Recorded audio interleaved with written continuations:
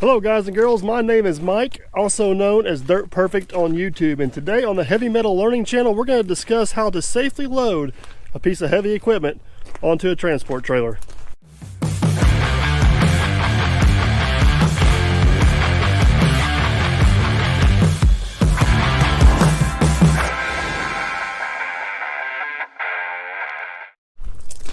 So a couple things here before we tear headfirst into this video. This is going to be a very basic, just some things to look out for, some things to watch for, and maybe a couple of techniques to safely get a piece of equipment onto the trailer.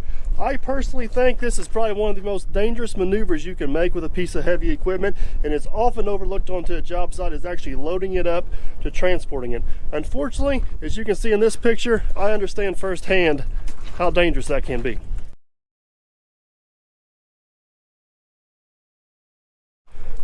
So for demonstration purposes today, we'll be loading my 120 John Deere on a 35-foot, I call it step deck trailer. This machine here weighs approximately 30,000 pounds. Now, there's usually two different people involved when it comes time to transport a piece of equipment. Sometimes those two people are one, which is my case here. But you got a truck driver and an operator, and you guys have to work in unison and have some communication together. The most important part about safely loading a piece of equipment is the trailer placement. This trailer needs to be perfectly flat, within reason, this way. You do not want it tilted left or right, however you want to say it. Now, I'm not saying you need to go to your truck and get a 4-foot level out and check it and tweak and adjust. No, it needs to be visually flat. Very, very, very important. Secondly, as far as the pitch goes this way, it needs to be within reason. It's not a perfect world out there, guys. I completely understand that. So you don't want it pointed way downhill or way uphill like so, but you want it pretty close to being level, and as close to being, this way needs to be almost perfect. This way needs to be within reason, whatever the job site would allow and whatever you guys are comfortable with as far as the truck driver and the operator. Now, secondly, often overlooked and also very important is we gotta make sure this truck stays put. We don't want it rolling off as we're trying to get onto it. Now, this particular truck here is equipped with air brakes. So every axle on this truck, except for the steer axle, has parking brakes on it. I am very confident this truck is not going to go anywhere. Now, if you're loading on a truck that has hydraulic brakes or electric brakes, I would highly recommend chalking the wheels or having somebody hold the brake pedal, or at the very least putting it in four-wheel drive and in park, because you do not want that truck uncontrollably moving while you're trying to load. So at this point, we got our trailer sitting level, we got our wheels chalked, our parking brake set. The next thing we need to do is make sure the trailer is ready to accept the load. Different trailers have different setups and require different things. This particular one here requires us to drop the airbags, which is that knob right there, and lower the tail down. All right, guys, now that we got our transport vehicle ready to load, there's one more thing we need to do before we actually load it onto the trailer, and that is make sure our transport vehicle is capable of legally hauling the weight of the machine.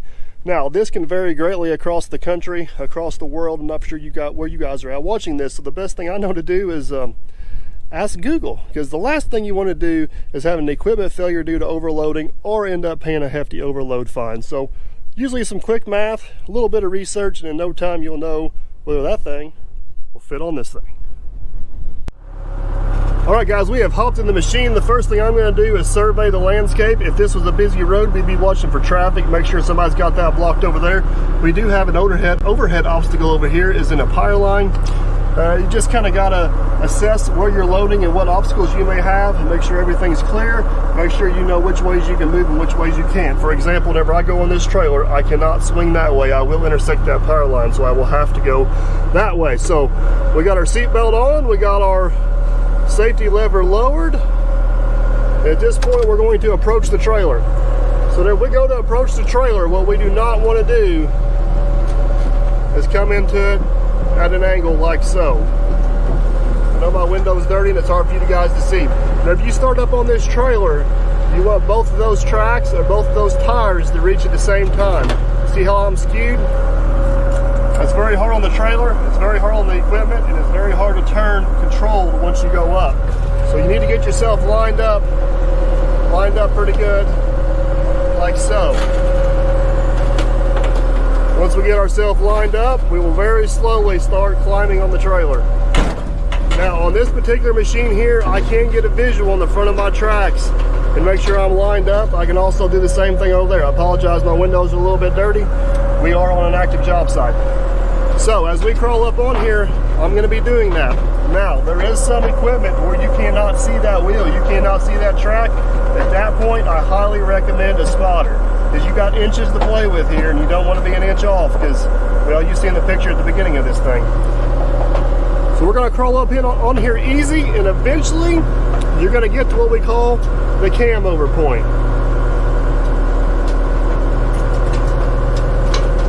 Now this is probably the most crucial part in the loading, is what I call the cam over point. This does not necessarily apply to rubber tired machines, but any tracked equipment, this is a very crucial part of it right here. And basically that right there becomes a pivot point. This machine's gonna pivot and set down like this.